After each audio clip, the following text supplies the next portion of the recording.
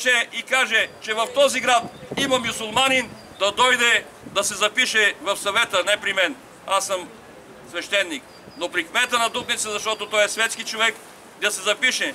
Искаха, брати и сестри, някои тъмни сили да обругаят Божия храм и да сложиха минаре и сутрин в 5 часа, на обяд в 5 часа след обед и при вечер, когато вече залезне слънцето, да слушаме мюезина и да чуваме техния вопъл Великия Аллах.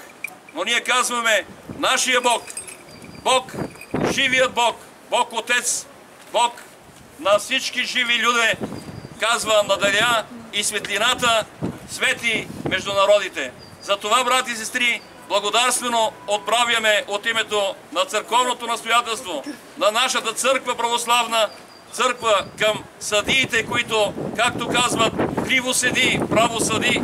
Това отмениха и осъдиха, че тази светиня да не бъде обругана повторно, за да бъде и остава като паметник на културата на град Дупница и няма да има минаре, няма да има и мюезин.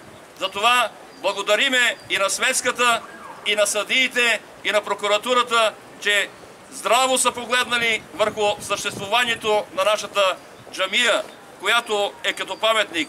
Но ние знаеме, брати и сестри, че тук е бил храма, където са се кръщавали, венчавали дупничани и знаеме този спомен и ние не трябва да го прекъсваме, а всяка година да правиме тържествен водосвет на това място и да определяме, че тук е бил храма на свети свещеномъченик Харалампи.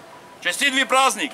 На многая и благая лета да бъде за всички вас, всеки един от вас да вкуси от меда благословен и от питката, която е тук на тази трапеза, да се поръси за здраве.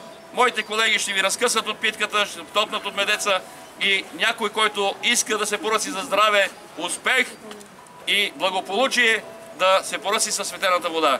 Честит ви празник и на многая и благая лета през цялата 2016 година. Да бъде мирна и щастлива. Амин.